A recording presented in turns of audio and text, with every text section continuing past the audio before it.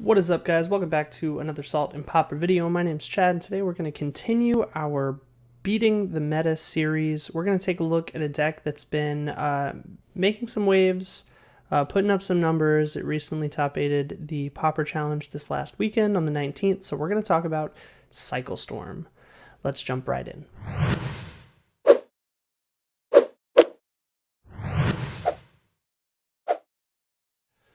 Alright guys, jumping right in, let's start on the land base. This land base is slightly modular. I've seen a couple different versions of this, but for the most recent top 8 finish, the deck runs a full 4 Ash Barrens, full 4 of the Barren Moor, a Singleton Island, and 3 swamps, so not many lands. It runs a 4 of Lotus Petal as an additional mana source, and then a ton of other fast mana. So we have a single Blood Celebrant. This is going to help you create colored mana along the way while you're storming off. You've got Dark Ritual, which is a +2 black mana. You've got Songs of the Damned, which is a huge source of fast mana in this deck. And then starting off with your creatures, you've got Dranith Healer, which is a 2/2 human cleric for 2, 1 and a white, and whenever you cycle another card, you gain 1 life. It also has cycling 1 colorless. Continuing the fast mana suite. Rounding out the fast mana suite, we have a full 4 of Cabal Ritual. As the actual win con of the deck, we've got 4 Dranith Stingers, which is similar to the human cleric before, but this one's a human wizard. It's a 2/2 for 2 still, 1 in a red this time. And whenever you cycle another card, it deals 1 damage to each opponent. And it, of course, has cycling for 1 colorless. You're starting to see a pattern here. For some recursion on your storm turn, you've got a full 4 Reaping the Graves. This card is going to allow you to buy back a bunch of your cycling creatures while you are comboing out, and keep letting you dig deeper and deeper until you hit the win. That card is an instant. It says 2 and a black Storm. Return target creature card from your graveyard to your hand. And for those who don't know, Storm means that when you cast this spell, you copy it for each instance of a spell cast this turn before it. With a little bit of life gain, you have 2 Dahada's Ploy, which is another instant for 1, a blue, and a black. You can draw 2 cards, then discard a card, and you gain life equal to the number of cards you've discarded this turn. It also has Jumpstart, which allows you to discard a land in order to cast it from your graveyard, sort of like Flashback. Speaking of Flashback, we have a Singleton Mystical Teachings, which is a 3 and a blue, so 4 total instant. Lets you search your library for an instant card or a card with flash, reveal it, and put it into your hand, then shuffle. It also has Flashback, 5 and a black, so 6 total there. One of the few actual creatures without cycling, in fact the only creature without cycling in this deck, is a Singleton Repository Scab. Now this is a source of redundancy in your combo. It's a 3/3 zombie for 4, 3 and a blue. And it says exploit. So when it enters the battlefield, you may exploit, which allows you to sacrifice a creature. If you do, you return target instant or sorcery from your graveyard to your hand. So you're either going to be targeting Reaping the Graves or Songs of the Damned so that you can continue going through your deck. You also have 3 Architects of Will, which is another creature that does stuff, but realistically it's just a cycle for a black or a blue. You're never going to cast this creature. Same with Horror of the Broken Lands, which is another 4 of, and it cycles for a single black. You're also never going to cast this creature. Street Wraith, you may be familiar with. It's a creature that allows you to cycle for 2 life.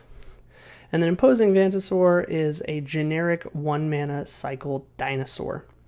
So the creatures you're never actually going to cast, their ETB effects will never happen. So the idea of the deck is for you to generate a lot of fast mana using your Dark Rituals, Cabal Rituals, and Lotus Petals. You're going to cycle through some of your cards, so you're going to discard one of your Dranith Stingers, your Architects of Will, your Horrors, Street Wraiths, Imposing Vantasaurs, or Healers for 1 mana or 2 life in the case of Street Wraith, and then you're going to draw a new card, which puts a creature in your graveyard. So the deeper you can go, the more mana Songs of the Dam makes, and the more cards you draw. You're basically going to keep doing this until you run out of creatures to cycle, or you start getting low on mana, in which case you're either going to cast another Songs of the Damned, or you're going to Reaping the Graves. For each spell you have cast this turn, you're going to get a creature back, which allows you to draw more cards, to make more mana, and continue until you get deeper and deeper into your deck. Basically, you're looking to set up a way to generate 1 to 3 red, and then you're going to cast a couple of Drannith Stingers, and then you are going to proceed to stack cycle triggers until your opponent is dead. And that's the gist of how the deck works. In terms of redundancy, you've got the Mystical Teachings, which allows you to find either a Reaping the Graves or a Songs of the Damned so that you're able to get your key pieces a little bit easier if you need a specific one that you just can't seem to draw. It also has flashback, so even if you discard it to, say, Jihada's Ploy, Dihada's Ploy, you're able to use it again later. And since blue mana is very restrictive in this deck, you only have the Singleton Island and the Blood Celebrant and the Lotus Petals to make blue mana. You've really got to be very careful with how much blue on your combo turn that you end up having. And so a lot of the times you're just going to want to flash this back for black. Black is a lot easier to make in mass quantities in this deck. Repository Scab you might be looking at and saying, well, if you don't play any other creatures and you want to keep your stingers on the board, how are you exploiting? Well, you're allowed to exploit itself. So realistically, what's going to happen is you're going to play Repository Scab, you're going to sacrifice Repository Scab to its own ability, and then you're going to get back your Reaping the Graves or your Songs of the Damned, you're going to cast that, and you're going to continue. And then at some point, you're going to cast a Reaping the Graves, which allows you to get back that Repository Scab, and then you're going to keep going. Taking a look at the sideboard here, we have a Singleton Mountain and a Singleton Forest. This is going to allow you to use the Ash Barrens to find some of your Silver Bullet cards.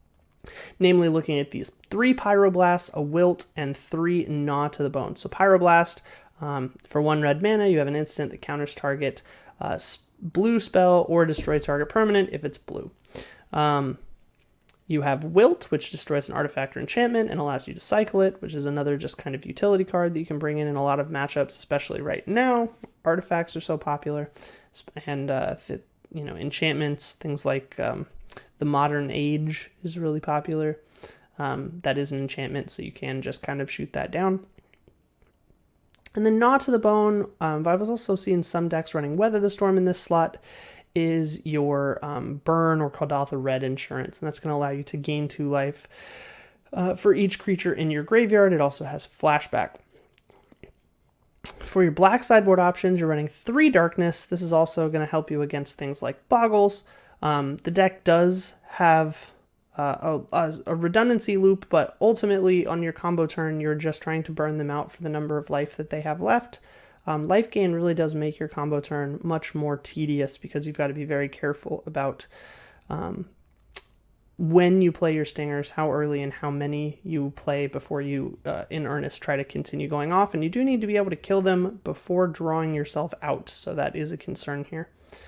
And then you have some Duress and a Snuff Out.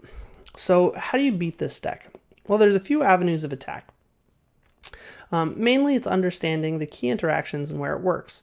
This deck requires blue mana for you to be able to have a redundancy. And what I mean by redundancy is to go truly infinite, so that you do not run out of mana, you don't run out of creatures, and you can ping until they are dead.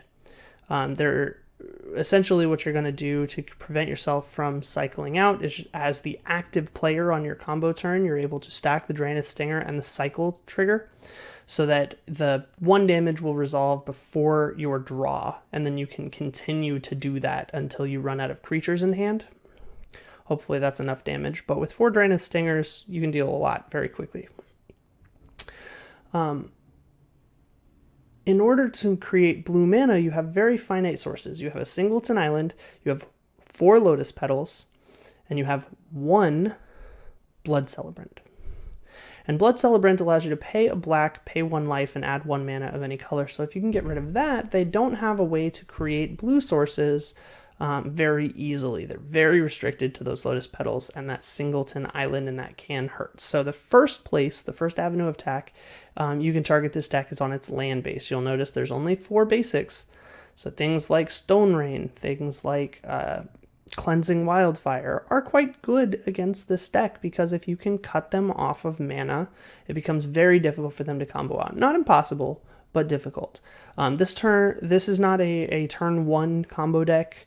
It's going to spend the first couple of turns just holding mana open in EOT, cycling 1 to 2, 3 creatures, and then once it gets to turn 3, turn 4, that's when it tends to try to go for it, and that's usually when it has in between 1 and 6 creatures in the graveyard is really kind of where they're looking to be.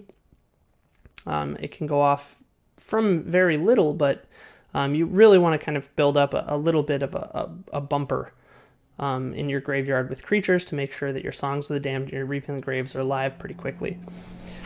That's the other avenue you can take to target this deck. Obviously, it's very vulnerable to graveyard hate. Things like Bojuka Bog at instant speed through a crop rotation, or a Ghostly Flicker, things like a Nihil Spellbomb or a Relic of Progenitus are very, very good. Obviously, there are some decks running Moonshell Crab, which is going to counter your activated ability. So you do have to look out for that. Make sure that you are aware that that card exists in these decks and can be played.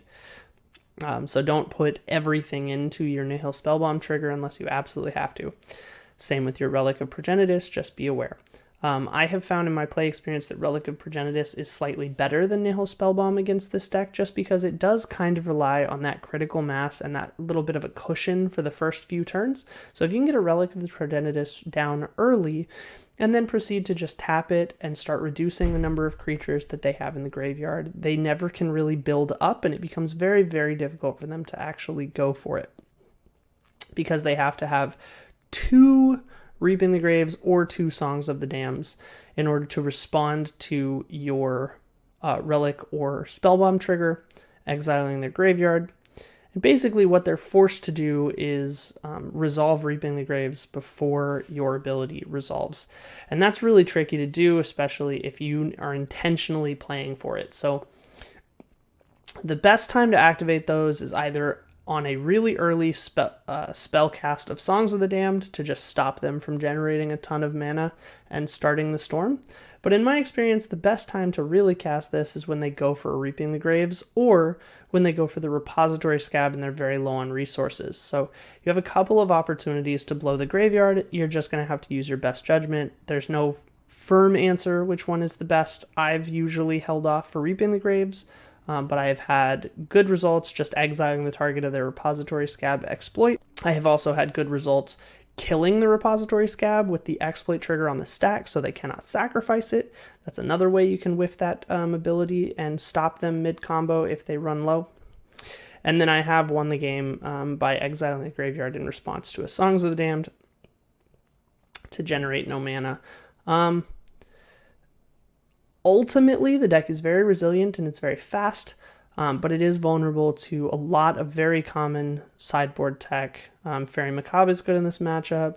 Rotten Reunion is good in this matchup. You know, your Spellbombs, your Relics, all those things. Bojuka Bogs are great here. But you really just have to know what the interaction points are. Make sure you keep an eye out for those Repository Scabs. Make sure you keep an eye out for that Blood Celebrant so that you have a removal spell ready to go. And you really have to aggressively mulligan. This deck can go off very, very quickly, especially if they know you're bringing in artifact graveyard removal. You just have to mulligan aggressively.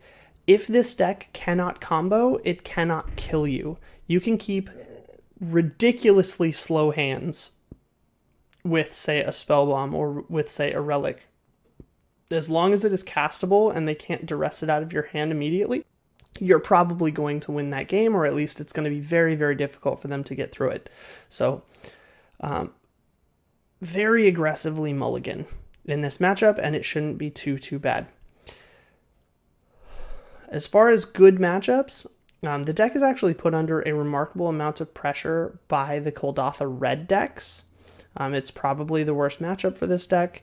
It relies on Street Wraiths to dig without mana investment, and mana cost is very essential early on, so especially with the Blood Celebrant costing additional life, and the mana cost being so restrictive here, they can't really afford to cast their Stingers and healers. They really have to pick an avenue a lot of the time.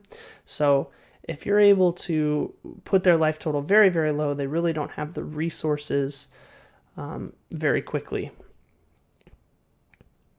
As well as they'll oftentimes get themselves pretty low during their combo turn. So if you keep a couple of burn spells in your hand, you're able to threaten lethal at instant speed, which is always a good avenue to take here. The deck is just a little too fast, and it doesn't have much in the way of blockers coming from your Cycle Storm deck. So you're able to pressure the board very fast and put their life total within range of lethal, a turn before they really want to combo off. So they will get there sometimes, but it forces them to go for it earlier than they'd like. Other than that, decks like the Boros Synthesizer list that was super popular for a while that runs 2 mainboard Relic is going to be great against this deck. I mean, it really rolls over to Relic pretty hard, so just mulligan aggressively and you guys should be fine there. Other than that, the deck doesn't have a ton of weaknesses.